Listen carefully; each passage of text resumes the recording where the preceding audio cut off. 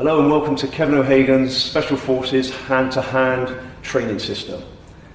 In the 30 years that I've been involved in martial arts training, I've been fortunate enough to meet some interesting, innovative instructors. Many of these have come from a military background, whether it be Special Forces, anti-terrorist squad, military police or bodyguard world. They came from different parts of the world: Israel, Russia, Canada, Australia, South Africa, Europe and Great Britain. Quite a few of these instructors are well known. They've travelled the seminar front and promoted their military hand-to-hand combat system through courses and workshops. Others are not so well known, and if you're fortunate enough to find these guys and they'll train you on a one-on-one basis, then there's lots of valuable information that they will share with you. So I was fortunate enough for these guys to share those secrets with me, and today I'm going to share those secrets with you. Okay, I mentioned that these guys came from different backgrounds and different countries. The one thing they all had in common, that they were teaching and training in simple, realistic and down-to-earth hand-to-hand combat techniques. Also, they wanted techniques that they could learn in the shortest space of time. The reason for this was they were from a military background, and they were either active in the field or teaching operatives to go into the field, which meant there was a high percentage chance that they would actually have to use these techniques. So they may have had to use them the following week, the following month, or the following year. This is a different outlook to today's recreational martial artist who spends years honing their skills, but probably never going to use them in a reality situation. So I liken this really to the difference between a paramedic and a first aider. When a paramedic goes into train, they're training with a different view, because within months they'll be out in the field and probably applying CPR. For the first aider, they take a week's first aid course, but the likelihood of them ever applying CPR is probably nil. So they treat things in a different manner, and it's exactly the same as the military operative against the modern day recreational martial artist. For the military operative, what they wanted to do was to learn quickly skills that they would probably have to use in a real life situation if they were in the field. So the techniques that they learned had to be learned in the shortest space of time. Also, they had to have a great degree of confidence in those skills. So anything too intricate, sophisticated, just wasn't going to work under a pressure situation. So when adrenaline is introduced into a situation, it makes a big difference, and we tend to revert back to simple skills that we can use rather than looking for long drawn out techniques. If we go right back to say World War I, World War II, hand-to-hand combat was quite likely because most of the fighting was done on the ground or behind enemy lines.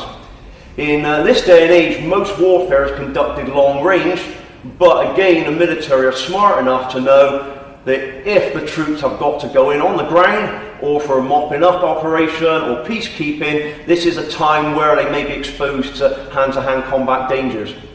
So they were all taught that once they haven't got a firearm, if they couldn't use their knife, a baton, their helmet, their webbing belt, an entrenching tool, or a rock, then they had to use the most vicious and brutal unarmed combat techniques to get the job done. So their idea was to go in and get the job done quickly. So they had to be first, they had to be fast, they had to be furious, and most of all, they had to be final.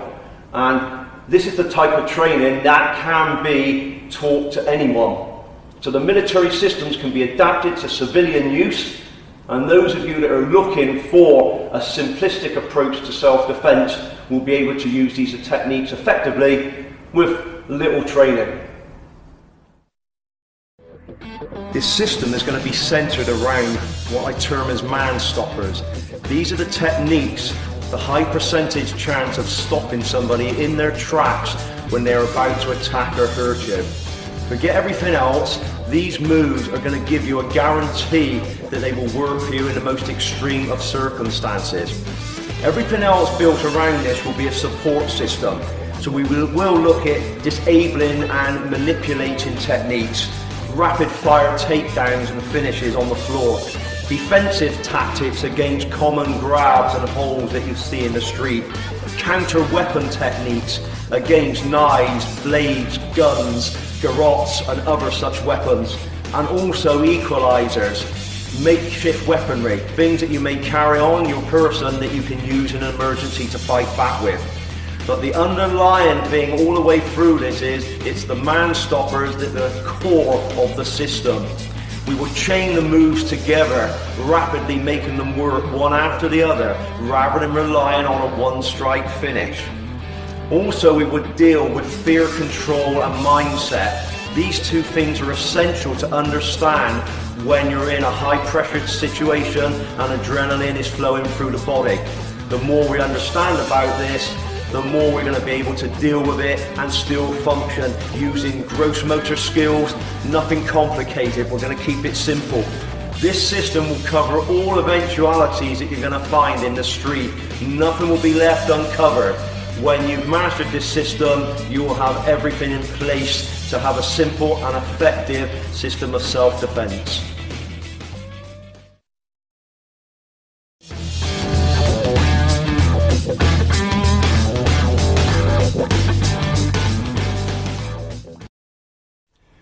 Alright, we're going to get ready to go. This first section we've called man stoppers.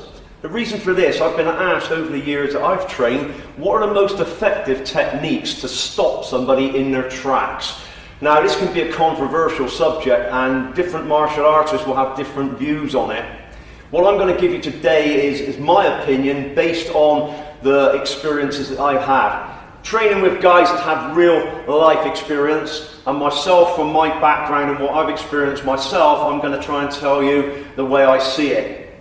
So, when we talk about man stoppers, what we're going to talk about is against an opponent who is already going to fight you, which means they're in fighting mode. They're not standing there, they are already deciding to take that punch at you or to make that grab. Now the problem with this is, they've got adrenaline fueling through their body, and it's going to powerhouse them and make them really strong. They've got cortisol coming from the brain, it's going to stimulate them, make them very aware, and they'll have endorphins in the bloodstream that's going to mask any pain. So, in those first seconds, whatever you decide to use is going to have to be effective, and it's going to have to be fast. My thought on this is you're going to hit somebody with a barrage of strikes, not just one blow, but 2, 3, 4, 5, in these particular vital points I'm going to talk about to get the job done. Now this is different to somebody standing in front of you that's already not in fighting mode, and I'll explain a little bit more about this in a second. So today with me I've got my two sons, Jake and Tom. They're going to be working with me throughout the training and helping me demonstrate these techniques. Hey, thanks guys. Jake, do you want to...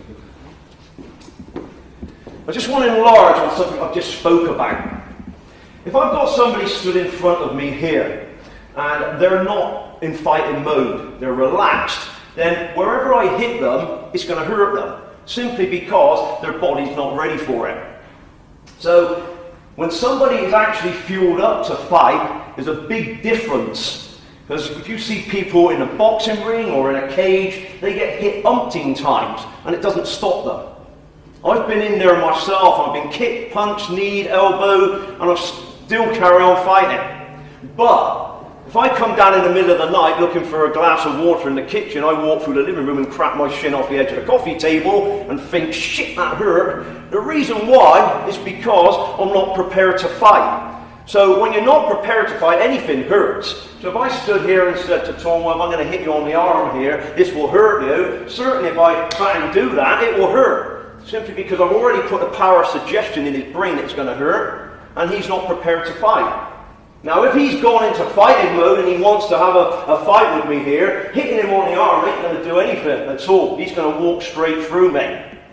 So trying to hit pressure points in small target areas against a live moving opponent is like trying to thread a needle on the deck of a boat in a force 9 gale. It ain't going to happen. So what we're going to look at is striking areas on the body. If you hit them, they will have a profound effect. And we're going to use what I call the ABC system, and this is airway, blood and consciousness. This is the only 3 ways you're guaranteed of stopping somebody. Either taking away their consciousness by shaking their brain, taking away their consciousness by interfering with the air, oxygen, or interfering with the blood flow to the brain.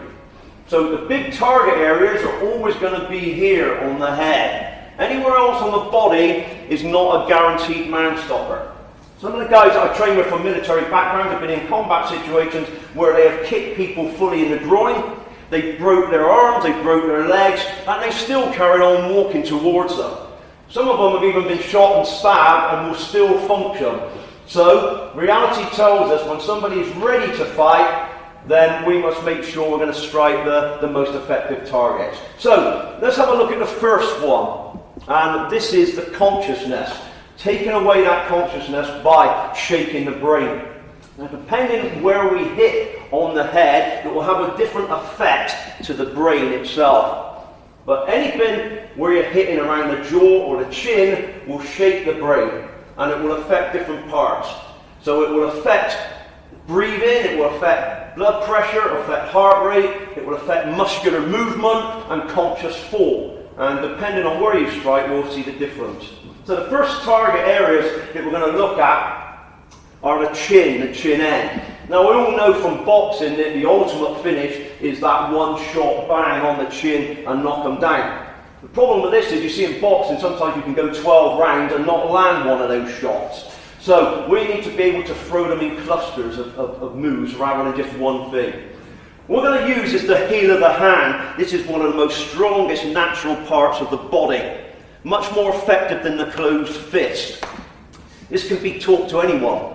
Doesn't matter who they are, children, women, men, older people, doesn't make no difference. It will do the job. So we're going to look at different ways of striking the chin, striking the jaw, and then we'll look at some other target areas as well. We're going to look at striking the jaw hinge. Now this can be done in a couple of different ways, but what we're looking to do is hit the angle of the jaw coming down. This is the spot where we're aiming. I'm going to use the heel of my hand again, but it's going to come in a side motion, so it will sweep across. So from this position, I'm going to strike across the line and into the jaw hinge. So you punch the arm through and hit the jaw hinge. So rather than it swinging in a wide arc, it's going to come upwards on a slight angle and strike in underneath that jaw hinge. Again, you can get the knockout from there. So once more, if I'm in fighting mode and I get inside here and sweep him away, that strike will drive through, and I'll keep driving through until he's down and out. Another way we can work this is from a side angle. This is called an inverted palm heel, and it hits across this way. So we're inside, and it's almost thrown like a boxer's hook, but I'm going to use the heel of my hand to hit across and snap the jaw across. So again, the angle is inside here. Maybe we've got into this position where we're close fighting, and then I swipe the hand across, hitting the side of the jaw and gaining a knockout. So once more, we've got that side palm heel which drives up this way. And we've got the inverted palm heel which comes across this way. All aiming to hit the jaw for the knockout. If I come in a little bit closer, then this is where the elbows are going to do the same job. So I've gone past what I would call hand range. This is like exchanging a punching range. Elbows are thrown really close. And it's the common mistake in a lot of systems that they throw elbows back here. If I'm going to throw an elbow from here and this guy's actually in fighting mode, he'll block that and stop it from happening. And then he's going to come bang over and hit me. So the elbows are a close range target and much better suited for grappling. So if I close in and grab hold of him as his head pops up here, that's when the elbow comes into play. So I've pulled his head down and naturally he'll want to come up. As he pulls his head up, that strike comes through and hits the jaw for the knockout. Because I'm holding the back of his head, we've got these two directions of force, and this will come in and finish the shot. Now from here, if I miss this, if the chin pulls back and I miss it, you're going to come back with the reverse elbow, using the point of it, and again hitting the jaw. So it could be used as a combination of 1, 2, Or if his head's pulled away, it will drive back through and hit him. But the important thing is right in here. It's close range when we drive the elbows through. Here, here. Now sometimes we talk about a rising elbow. A rising elbow is very hard to actually apply in a live situation. So you see this classical demonstration of a rising elbow, but really it's hard to work and it's not the ideal target. So the best are swinging in or reverse to the target area. We'll look at some other elbow strikes against different target areas in a moment, but in a moment we're concentrating on the jawline and the chin. Obviously again from close in, his head comes up, your own head driving through into the jaw for a close range headbutt will also gain the knockout. What I'm doing is pulling his head forward as my head goes in. Now when you throw the headbutt, this again is close range, you don't pull your head back to throw it. You're going to bring your shoulders up, stabilise the head and drive it straight through. This adds power and body weight to the strike. So you'd never pull the head back because that gives him a chance to come over and hit. So in close, I would drive it through. Then you're in a good position to follow up again with the elbow if you needed to. Step back and hit him with the palm heel to finish it off. So we're using that bars of strikes to those target areas effectively all the time. So palm heels, elbows, headbutt, really good close range weapons to use. Simple to use, simple to practice. Also another weapon we're going to use is the hammer fist, this meaty part of the fist. Again in close range, this struck onto the jaw hinge there will break the jaw. And it's just like a hammer smashing a piece of glass, it's going to drive through and smash that target area. So we look at it again, I've gone into this close quarter grappling position, I've got control, and I drive that down, right on the jaw hinge. I'm thinking of cutting right the way through the target. So in my mind's eye, I drove that jawbone right the way across when I hit. It can be done in a reverse fashion as well this way. This will whip across. So once more I'm thinking of cutting right the way through. So if I was going to hit through the target, the fist would carry on, smashing its way through. Also another little strike which is quite unusual is coming down onto the jaw hinge this way, which hits the chin down. You see how it pulls the jaw down? It's a really unusual strike and it can get a knockout really quickly. So from inside, we're bang dropping that down. So against a taller person or somebody that leaves their chin exposed, smash comes down and it will take that bottom jaw with it. Okay? So those are the most effective hand strikes or use of the head to take away the consciousness. If you are going to try and stop somebody, these strikes that we practice in here are the ones we need to use and be able to do. Obviously if the person is over or he's down, then driving your knee up into the jaw or the chin will give you a knockout as well. So in this instance we may be in a clinch or he may have tried to grab me right away, so I've moved him away far enough to smash the knee up or this way underneath the chin. Bang, and that will give you your knockout. So if the attack is to your lower gauge, you're going to move away, pull him back and smash, drive the knees up into the chin from this position and that will drop it. Obviously if the person's down, they're on their knees, then again the shot will come in straight through. If I can grab hold of the head even better and drive in here or drive down with your downward strikes. Stay down there. Also using your shin bone drove up and into the chin will gain a knockout. So if that person is scrabbling up from all fours, you've disengaged, and that shot will hit them and knock them out. So we're looking at all possible weapons that can hit these target areas, from standing right the way down to floor. So again, in this all-four struggle where you may have disengaged and the man's coming up, that strike will knock him back. Alright, at this point we're just going to recap on those strikes now. Now remember, at the moment we're just dealing with that one target area of the chin and the jaw before we move on to look at a couple of other areas. So we'll go down through them again just so you've got them clear in your mind. So we started off by moving in close and coming up underneath the chin with that rising palm heel strike. And remember, anchor the head and drive it in 2 or 3 times if need be. We move to attacking the jaw hinge with this side palm heel. Remember, punching it up and into the jaw hinge from this angle.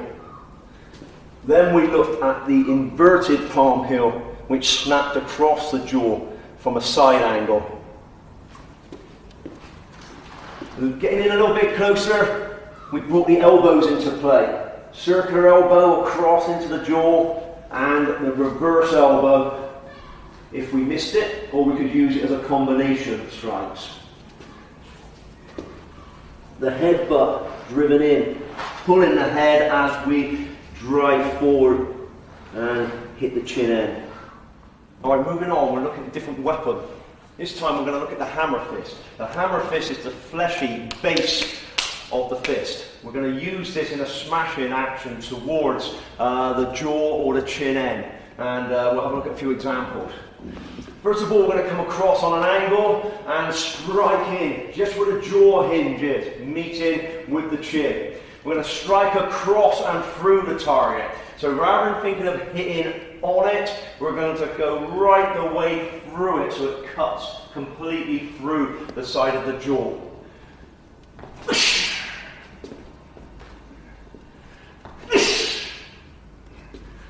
We can also do this in a reverse fashion, coming across and driving through the same target area, making the hand feel as heavy as possible and smashing across so it knocks the jawline straight across.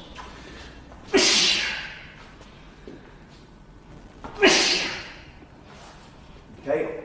Also, an orthodox strike is coming down to the point of the chin. The hammer fist follows downwards here, hitting down on the chin, pulling the lower jaw down as it goes.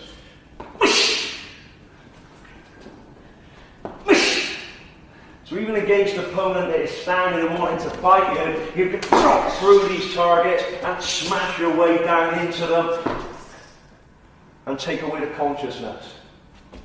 Now, moving on from here, if this man is coming down lower towards me, maybe he's trying to grab me around the body or the legs, then I'm going to use the knee strikes now.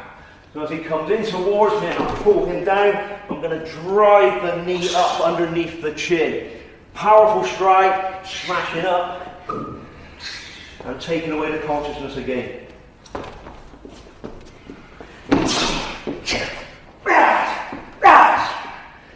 Also, if he's dropped on all fours, we can hit from the side to the jawline, coming through, knocking him across.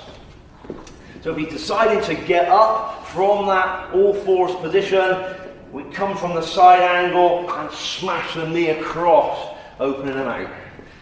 Okay, let's come up. We do the 2. Pull it down, and across. Also from this transitional position, if he's coming upwards, we can use the shin, smashing into the jaw from this angle.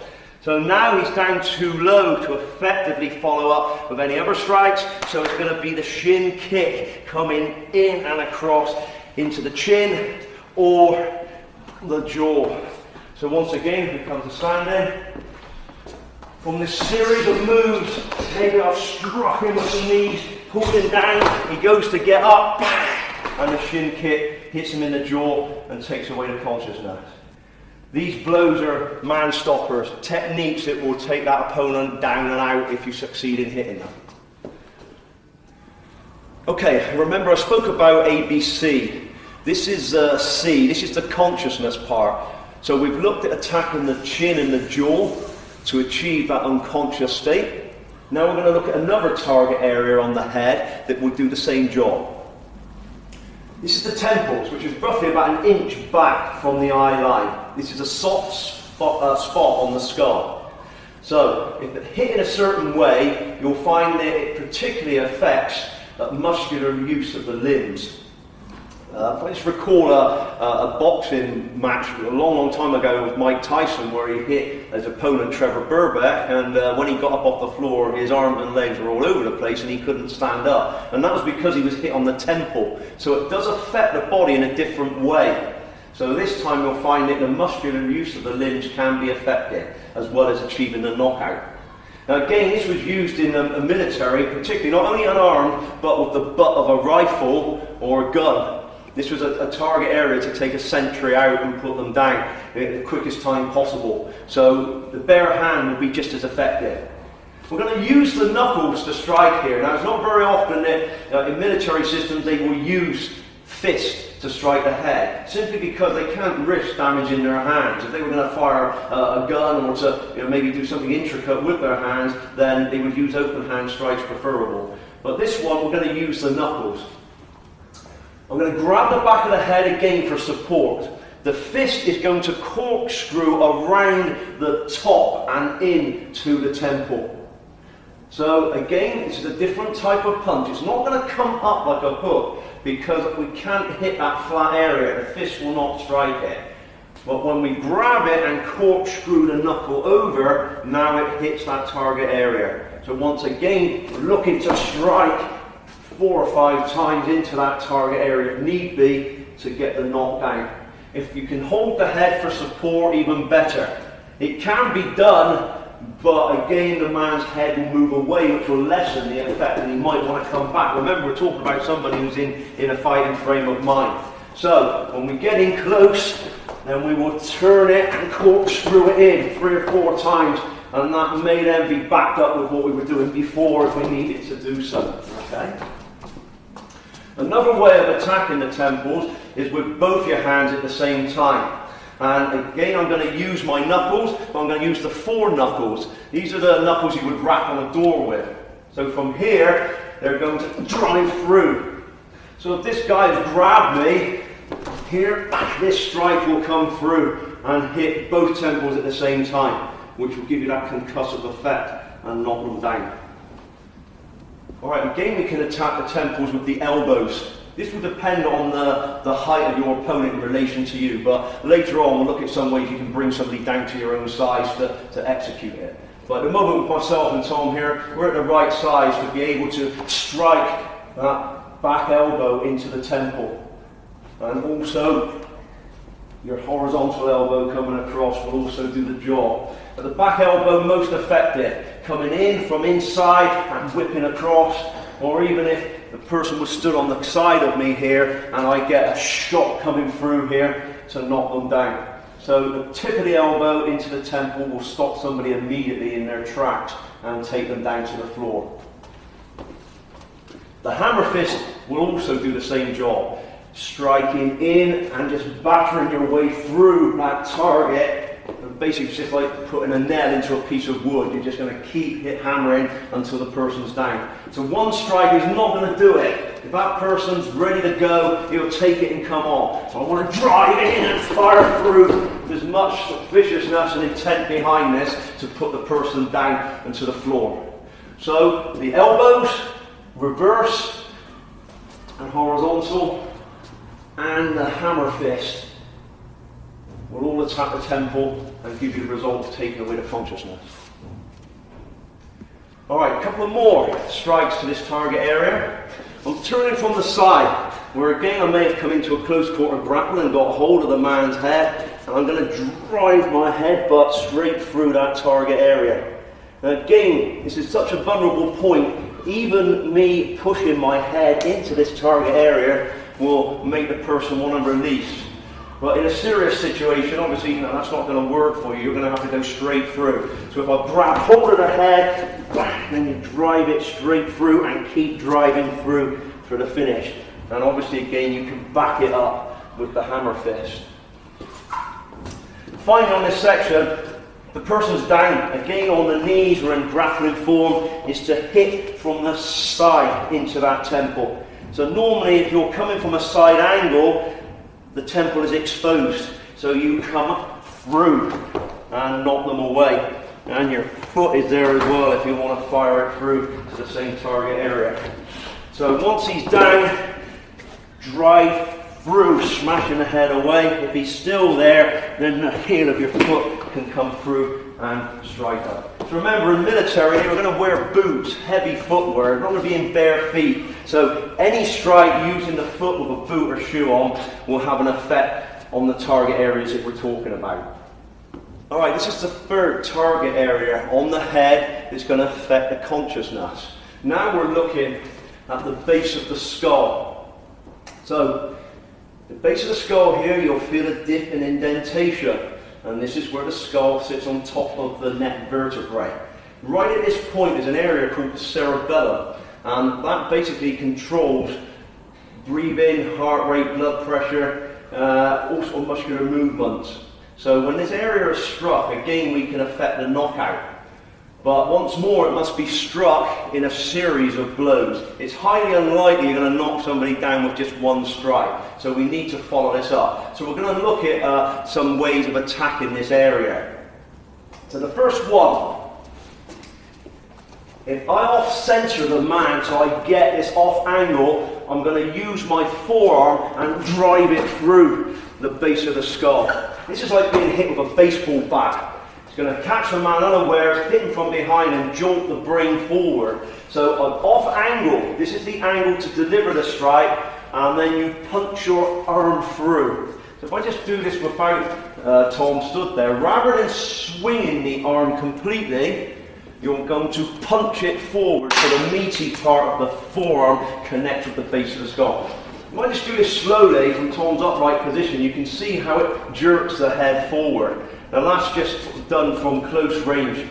But if you really power this through, you're going to get your knockout.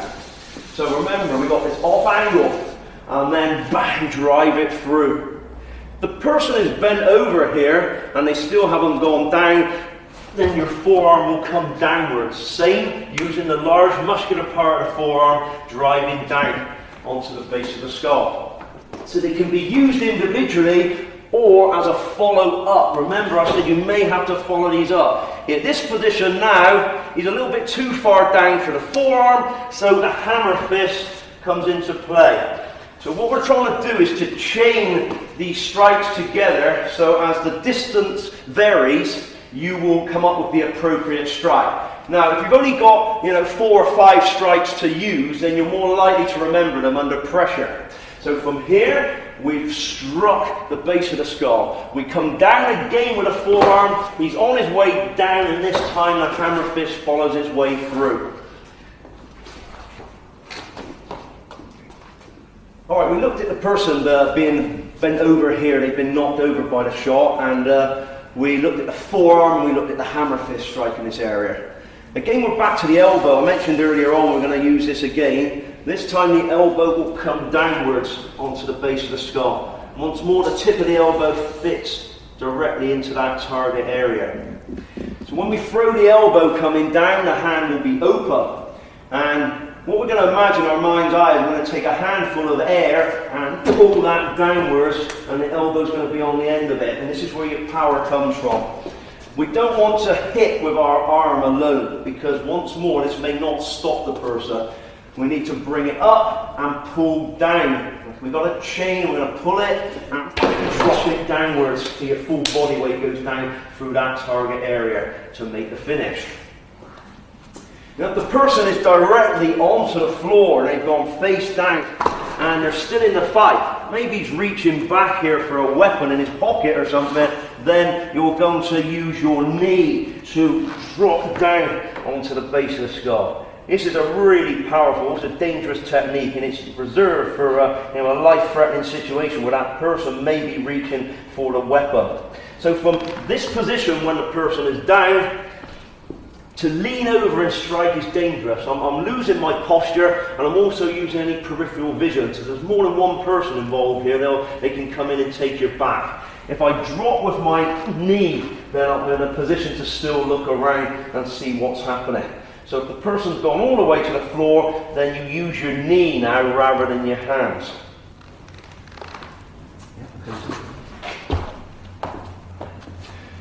So those are the most effective ways to attack the base of the skull and get a major result.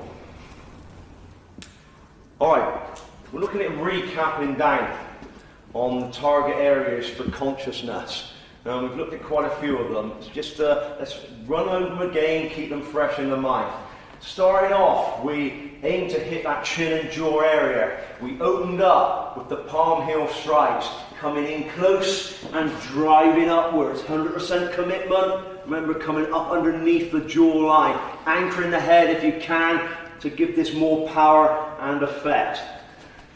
We also come across with the side palm heel to the jaw, smashing it straight away through the jaw hinge, and the inverted palm heel coming across in the opposite direction, thrown like a hook.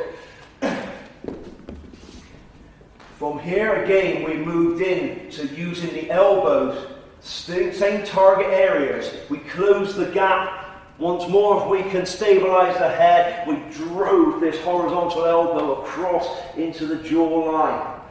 We also looked at if we missed or we pulled his head away, the reverse elbow comes back into the same target once again. Or we can use them in combination of 1 and 2 coming through.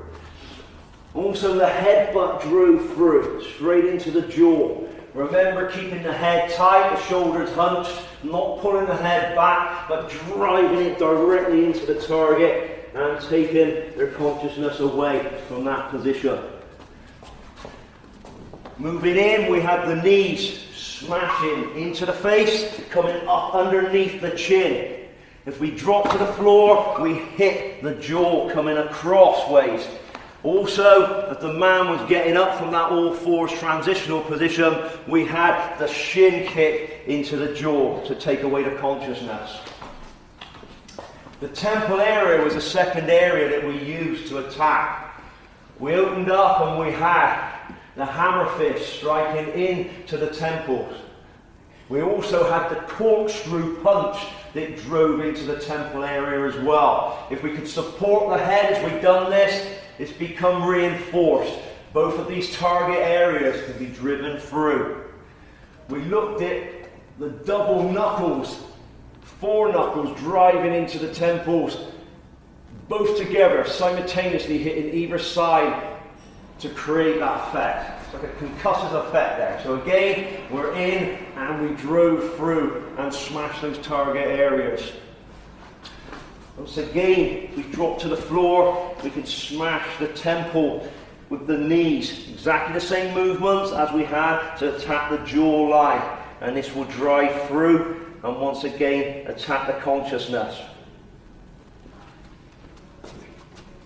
But remember, we also attacked that base of the skull here, that cerebellum area, which controlled breathing, it controlled heart rate, blood pressure, and also muscular and conscious thought as well. We struck with the forearms, heavy forearm coming through onto the base of the skull. Remember, we punched the arm through, hitting with the large muscle of the forearm, rather than just swinging the arm totally. Driving in, which will hit the base of the skull, taking away that consciousness. Also, we drove the forearm down onto the base of the skull. The hammer fist will do the same job as well. So if we fell short with the hammer fist and we felt we needed to follow down again, we brought the forearm into play, and they can interchange whichever one we want to use. Also, we had the elbow. Remember, grabbing a handful of air, pulling the arm down and through the target area onto the base of the skull there. As much power as you can deliver, bending the knees so your whole body weight is behind the strike, rather than it just being the arm strike alone. That brings them down. Remember, if they come to the floor in this position, we can finish this down with our knee strikes. If he's lying face down, the knee drop back onto the base of the skull is a big finisher. You can do this either side from both angles. Dropping down and onto the base of the skull to finish. Those are the 3 major target areas that will affect and take away the consciousness. Alright, so remember, chain the moves together. Don't think of them as just one blow finishes. They've got to be continually used as a barrage of strikes. So whether we're hitting the chin end, the temples, the base of the skull. They will be done in a total chaining movement, total commitment, working on those gross motor skills. Remember, for the military, they had limited time to learn these things. As part of their overall training, they might have 6 weeks to learn unarmed combat skills. So the techniques had to be picked up quickly, and they had to be learned quickly as well. So the less sophisticated they were, the less complicated, the more chance they had of remembering them under stress and pressure in the field. So this wasn't a 3-minute rounds of boxing they were indulging in, or rolling around on the floor grappling for half an hour. Their job was to get in there and to finish it. So they had to be first in, they had to be fast, they had to be ferocious, and most of all they had to be final with what they'd done. It was in and over immediately. And this is the mindset we need to take for these. So if we're adapting them for civilian self-defense, it will be no different. Your job will to be get in, chain the blows, get them over quickly, and be safe and get away. Alright, we're moving on to the A in the ABC. This is attacking the airway. So we're looking at attacking the windpipe area. Again, this is reserved for situations where, you know, it's a life-threatening scenario developing, and in this case, attacking the airway will have a profound effect on the person straight away. So again, it's a big percentage target area to hit, and one of the major man-stopping targets that we're going to use. We're going to look at a few different ways of doing this. So I've got Jake working with me now. He's slightly taller, so this is where we need to modify and change things depending on the opponent that you're facing. So we're going to look at some strikes first of all. The first strike that we're going to use is called a web hand strike. This is using this part of your hand here. The strike can be done in 2 ways. It can be done as a jabbing movement, and it can be done as a thrusting movement. So we're going to look at the 2 ways. So the first one from here is to drive your hand in and return it again. Okay, I'm just going to do a few at speed, and then I'll drop this down and slow it down.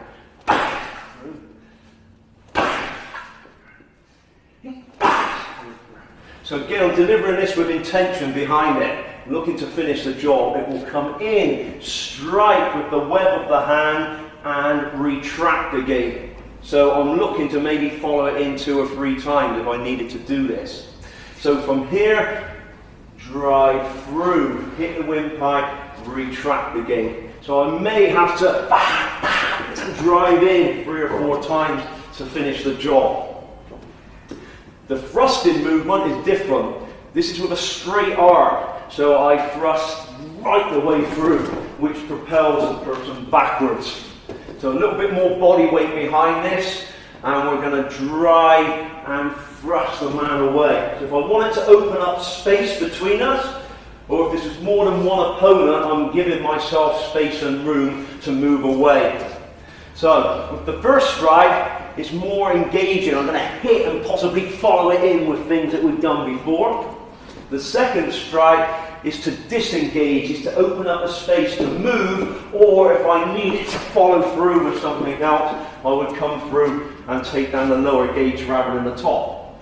So that's the arc hand strike. We're going to use a 4-knuckle strike now. Again, these are the knuckles that you would rap on a door with. These are close range weapons. They come up the centre line, very much like the palm heel did, and punch into the throat here. You see that my forearm is really close to Jake's body, and it drives upwards and into the target. So within close quarter grappling, the man pushes his head and chin upwards. This strike will punch up into the throat. So it's much more effective than, say, trying to use the fist to hit the chin. This comes up and drives through into the windpipe, which sets you up for those chaining strikes going back to attacking the jaw as well.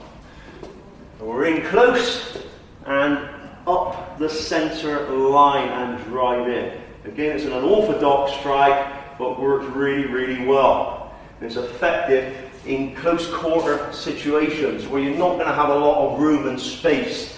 Most fights, when they go to an upright sort of grappling or clinching position, it's very difficult to hit somebody. As soon as you pull back to throw any big strike, this person will just close you down. So being able to strike from in close is where we want to be, and chain these things together and get rid of the person.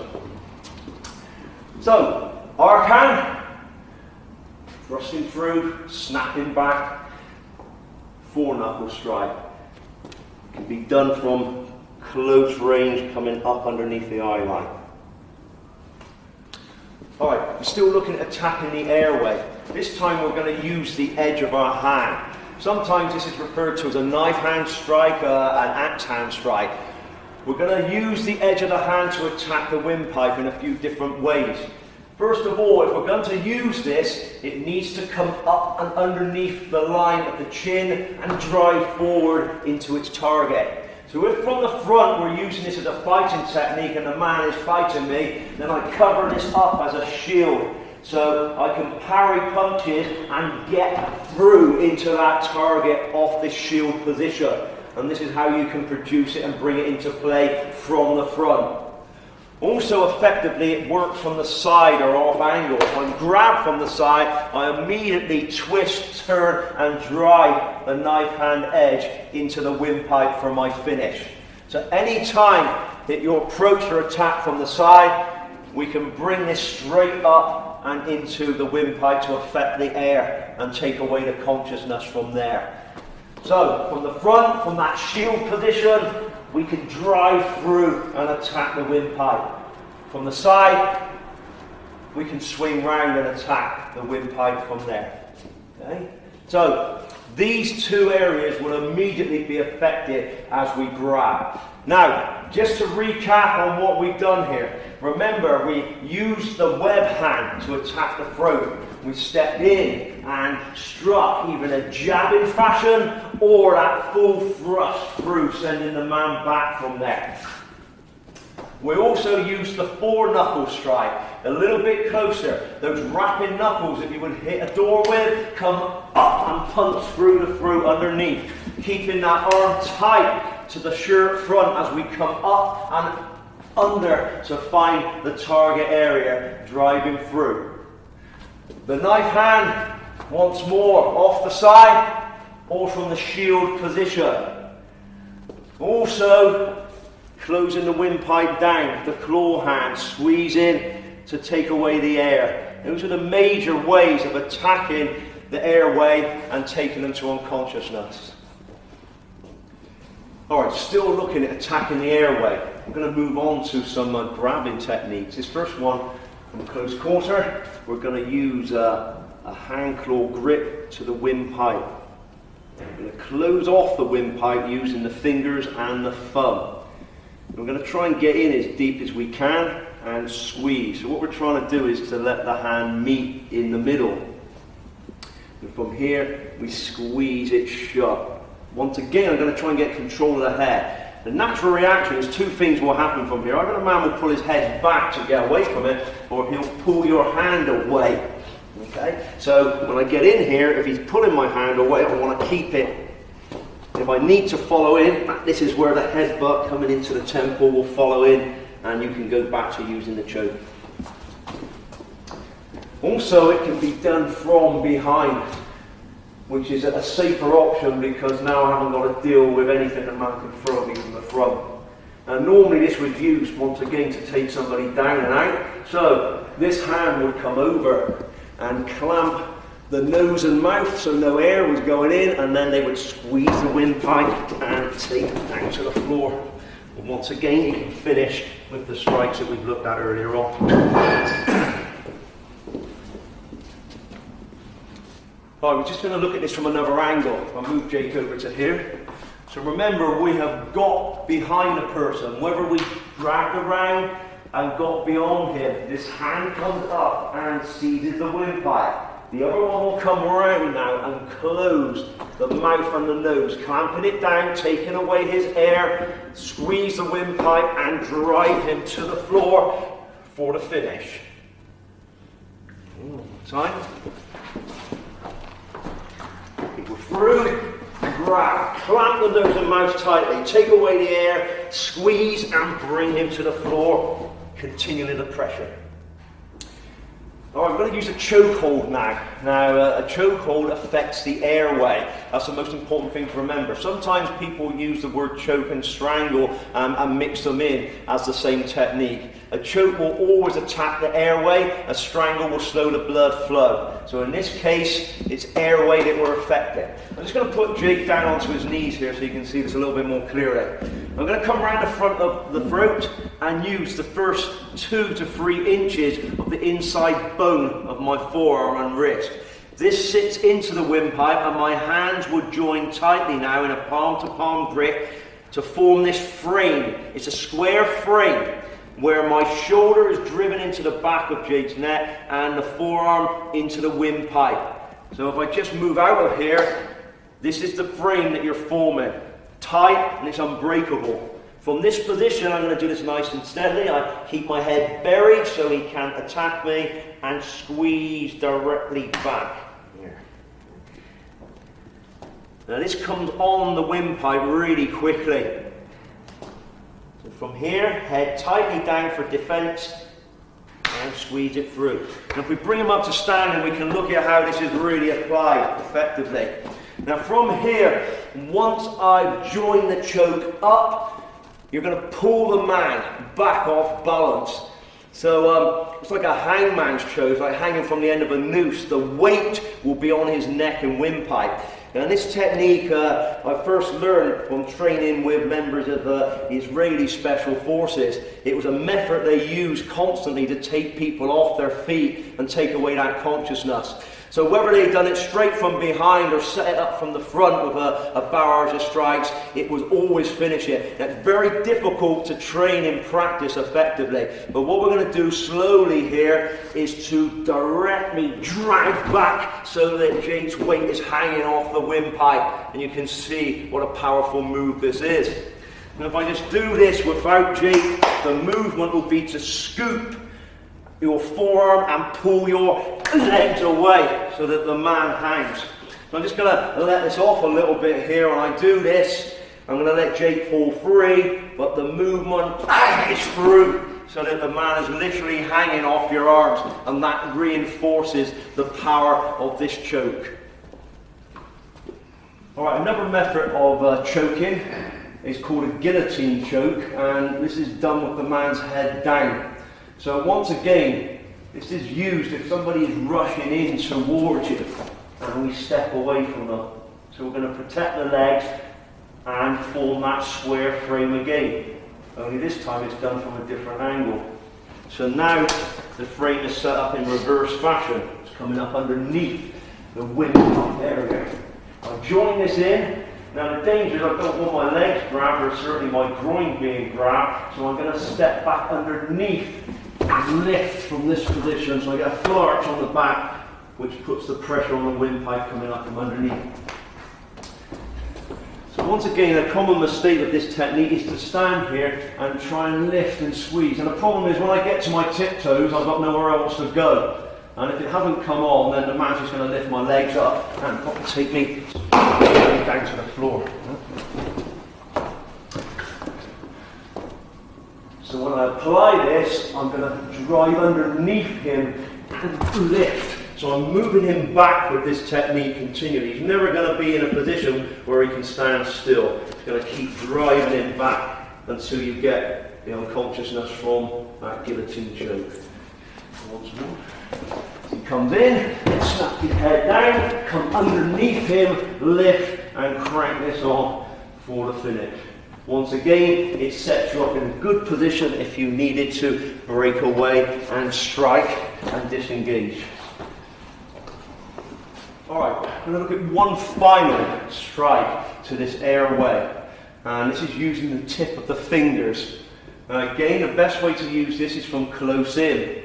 To be able to throw strikes with your fingers from this distance is just too dangerous. You're going to risk breaking those fingers. Inside in grappling range, I'm going to bring the fingers up and drive in. Now I'm going for the indentation right at the bottom of the windpipe here, which is called the jugular notch. When we drive in with the fingertips here, it sets off a gag reflex where the person begins to cough and splutter when they feel they're choking. So as I come in, the fingers will drive in, but they will go down in behind the collarbone and into the target area. So once again, it's really impossible to throw these strikes from back here. You're not going to get them in. They need to be done from grappling, where I can drive the target area and straight into it and taken down to the floor. Even the person was jammed against the wall when we pushed him back. This is a lethal strike and can drop somebody instantly by driving the fingers down and through the jugular notch. So this is your indentation at the base of the windpipe, and the strike goes in and down. And we'll look again later at how we can use this to break out of some holes as well. Alright, we're going to do a recap here on airway. Remember, we're dealing with ABC, and these were attached to the airway. So, we started with hand strikes. We looked at the arc hand strike. It whipped in and came back again. Or that thrusting arc hand strike, driving the opponent backwards.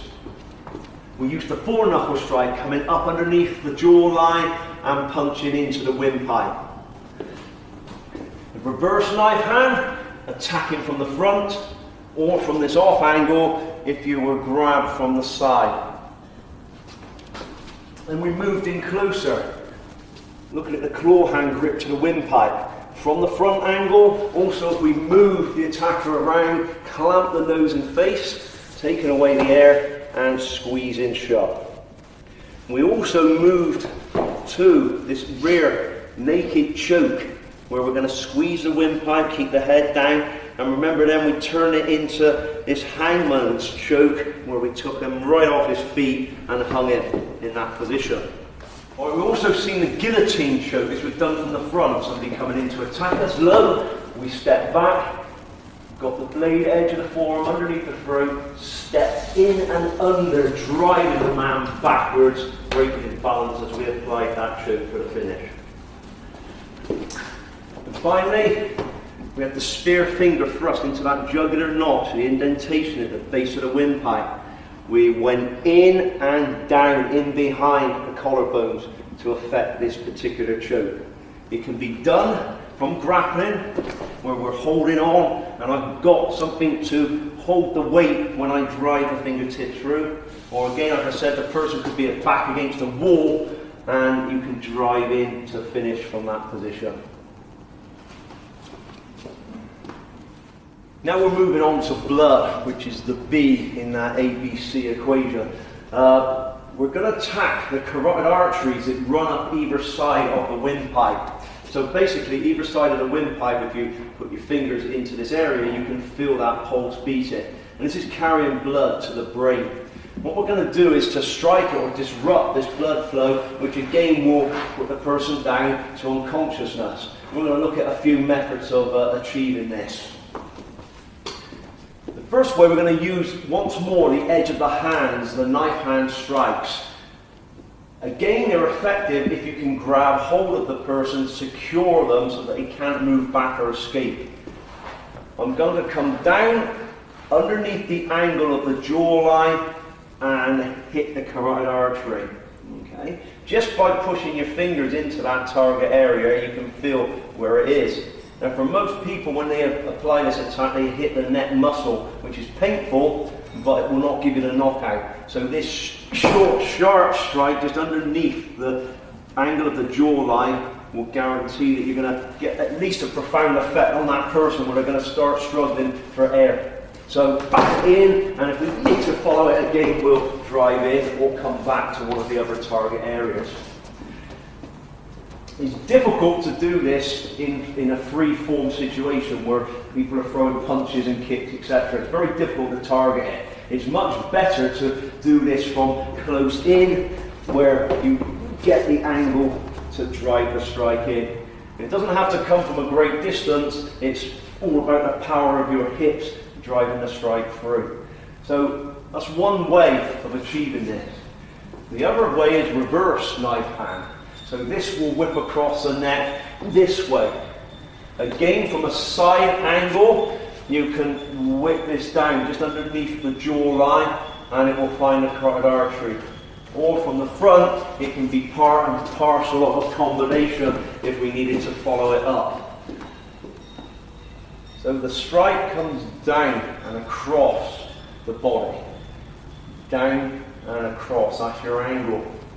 So from here, off the lead hand, and the rear hand if you wanted to put them both together and chain them into this double strike.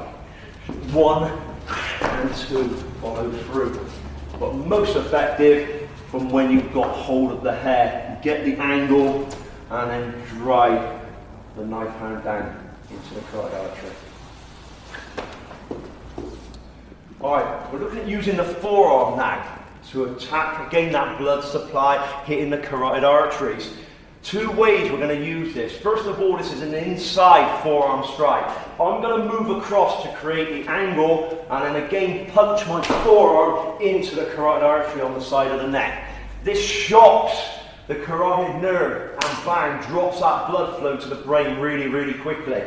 So get the angle right. Remember, we're coming underneath the jaw line, so I've stepped across and struck from close range with the forearm. Now also I can do this in a reverse fashion. The forearm now will rise upwards and jam into the carotid artery, pushing the man back. It's a different feeling. It comes up and smashes through the carotid artery to take away that blood flow to the brain, which will give you that unconsciousness. Now, the beauty of using the forearms is that there's no damage to the hands or the fist. You can use these from close range, and they're like baseball bats when you throw them. Now this was especially important for military because it protected their hands. If they needed to use them again to pick up a firearm or to perform some intricate skill, they needed to make sure that their hands were safe. So the forearms were emphasized and used a lot by Russian special forces. A particular technique they like to use at close range, and they would combine these with their chokes and strangles to take that person down. So one more time, looking at the angle, coming across and into the neck. Reverse fashion, and into the neck. Alright, now we're going to look at the strangle. We attacked the airway with a choke a moment ago. Let's look at the strangle and see the difference. If I put you onto these. The strangle attacks the blood flow of the carotid arteries. So this time, when my arm goes around the neck, the windpipe is not being interfered with at all. My bicep and my forearm squeeze the carotid arteries down. So without linking this other hand up, just by applying that pressure, you can see how quick that will come on. And again, this was used to take down enemies, particularly from behind, where they couldn't shout out. So if they wanted to silently take somebody down and out, this was a great method. Now, all I'm going to do is join this up, so my hand goes onto my bicep, and I'm going to put the blade edge of my hand down into the base of the skull. This locks it in place, and then I just close my elbows. And you can see how quick it's tapping there. So again, head buried in, squeeze, and up. So if I take the man around, I can do this from the front by knocking and turning the guy around and breaking his balance, lock this into place, and squeeze it shut.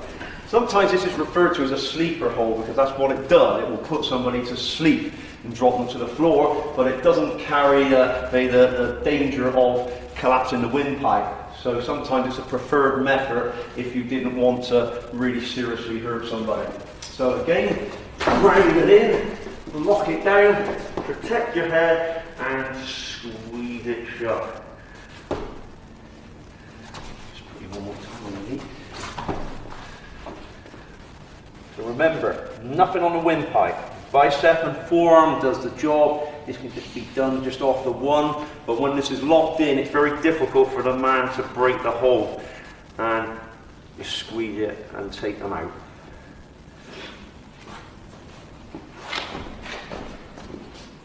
Alright, the last method we're going to look at for effectively attacking this area is when the person is on the floor. So again, they may have been taken down to the floor in the middle of a tussle, and they may have been thrown or taken down. drop them to the floor. From here, I'm going to use my knee again. I'm going to drop the knee down into that carotid artery on the side of the neck. Now, I'm not using this as a pin or a control. This time, this is going to be used as a finishing shot. So remember, once that person hits the floor, I don't want to come down and engage again with them, otherwise we may end up on the floor. So as soon as they've hit the floor, my knee is dropping down and into the neck as hard as possible to make the finish. Again, pivot and drop your full body weight down into the neck to gain that knockout.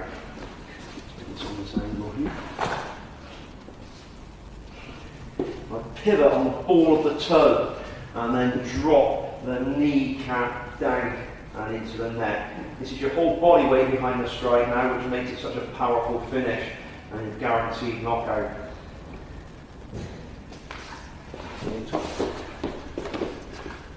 So from any grappling encounter, when the person is down and onto the floor, the knee drop just fires its way through. Now again, it's just like the forearms would be.